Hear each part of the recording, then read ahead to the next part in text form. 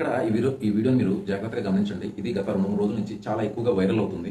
ఒక ఆర్మీ జవాన్ లీవ్‌కి వచ్చిన సందర్భంలో ఈ యొక్క ఇన్సిడెంట్ అనేది జరిగింది. ఇది ట్రాఫిక్‌లో జరిగిన ఒక చిన్న మిస్టేక్ కారణంగా ఇతనిపై ఇంత దారుణంగా పోలీస్ వ్యవస్థ తన జులుం అనేది చూపించడం జరుగుతుంది. ఇక్కడ మీరు గమనించవచ్చు. ఇది ఒక పద్ధతేనంటారా? సరే, సోల్జర్ అనే విషయాన్ని వదిలేయండి. ఒక సిటిజన్ అయినా, ఇండియన్ సిటిజన్ మీదైనా కానీ ఈ విధంగా అంత దౌర్జన్యం చేయాల్సిన అవసరం లేదు. ఒక ప్రొసీజర్ ఉంటుంది ఏదైనా డిపార్ట్మెంట్కి ఏదైనా యాక్షన్ చేయాలన్నప్పుడు. కానీ ఈ పద్ధతి ఏంటనేది ఒకసారి మీరు చూడండి. మీకు ఎలా అనిపిస్తుంది? అసలు ఈ వ్యవస్థ ఎటు వెళ్తుందనేసి ఎలా అనుకోవాలి మనం ఒకసారి ఆలోచించండి.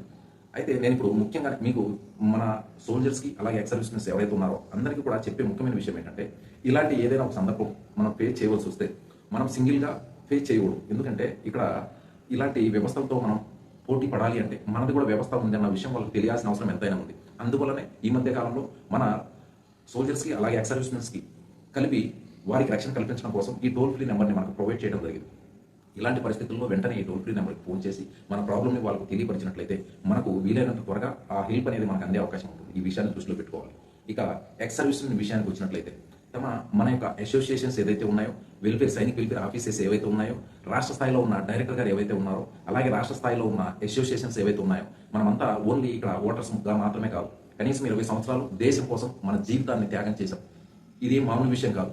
మన దేశంలో ఏ ఒక్కరు కూడా నిజాయితీగా ఏ స్వార్థం లేకుండా తమ జీవితాన్ని త్యాగం చేసిన ఒకే ఒక వ్యక్తి, ఫ్యామిలీని, తన ఊరిని వదిలి ఎక్కడో బోర్డర్లు చలి, వాన, మంచుతో సంబంధం లేకుండా తన జీవితంలో కొంత ముఖ్యమైన భాగాన్ని సాక్రిఫై చేసిన వ్యక్తి ఎవరైనా ఉన్నారంటే అది ఒకే ఒక్క ఇండియన్ సోల్జర్ మాత్రమే.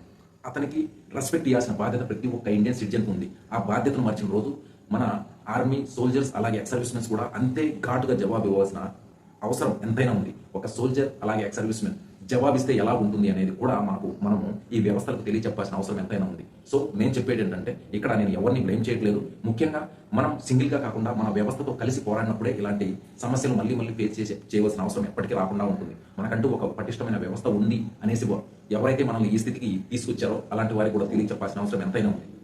సో సోల్జర్స్ ఎవరైతే ఉన్నారో తెలుగు రాష్ట్రాల్లో, అలాగే ఎక్స్ సర్వీస్మెన్స్, వీరంతా కూడా ఎక్స్ సర్వీస్మెన్కి అసోసియేషన్స్ ఉన్నాయి. అసోసియేషన్స్ అలాగే రాష్ట్ర స్థాయిలో, జిల్లా స్థాయిలో, మండల స్థాయిలో ఉన్న అసోసియేషన్స్తో కలిసి మనం మన సమస్యను ఎదుర్కోవాల్సిన అవసరం ఎంతైనా ఉంది. ఈవెన్ ఇలాంటి కేసుల్లోనే కాదు, మన జాబ్ విషయాల్లో, జాబ్ రిజర్వేషన్ విషయాల్లో ఇలా ఎన్నో సమస్యలు మనం ఫేస్ చేస్తూనే ఉంటాం. అలాంటి వాటికి సొల్యూషన్ కావాలంటే అసోసియేషన్స్తో కలిసి మన సమస్యను రాష్ట్ర స్థాయిలో తీసుకెళ్లి రాష్ట్ర పెద్దల ముందుకు తీసుకెళ్లినప్పుడు ఇలాంటి ప్రాబ్లమ్స్ సొల్యూషన్స్ దొరుకుతుంటాయి.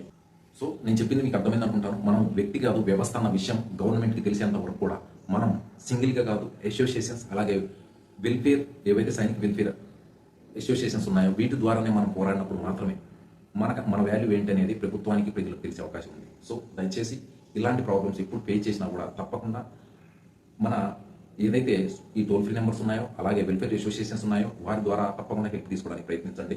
ఈ వీడియో ఈ పక్కన గమనించవచ్చు. ఎంత దారుణంగా ఒక సోల్జర్తో పాటు ఈ యొక్క పోలీస్ వ్యవస్థ వ్యవహరిస్తుంది అనేది మీరు అర్థం చేసుకోవచ్చు. ఒక వ్యక్తి మీద కనీసం 6-7 మూకుమ్మడిగా దాడి చేసి కొట్టడం, అలాగే ఒక వెహికల్లోకి జబర్దస్తిగా వాళ్ళని ఎక్కించడం, అలాగే ఈ కంటైనర్లోకి జబర్దస్తిగా తీసుకెళ్లి అక్కడ టార్చర్ చేయడానికి ప్రయత్నించడం, ఇలాంటి వ్యవస్థలో మనం ఇప్పుడు మన జీవనాన్ని కొనసాగిస్తున్నామంటే చాలా బాధాకరంగా ఉంది. సో రేపు మనకి ఇలాంటి పరిస్థితులు ఎదురైనప్పుడు మనం ఎలా ఉండాలనే ఈ యొక్క అవేర్నెస్ వీడియో మీకు తెలియచెప్పాల్సిన అవసరం ఎంతైనా ఉంది కనుక ఈ వీడియోతో మీ ముందుకు రావడం జరిగింది. ఇదండి వీడియో. మన తోటి సోల్జర్స్కి, ఎక్స్ సర్వీస్మెన్స్కి తప్పకుండా ఈ అవేర్నెస్ వీడియోని షేర్ చేయడానికి ప్రయత్నించండి. Thank you for watching this video. జై హింద్.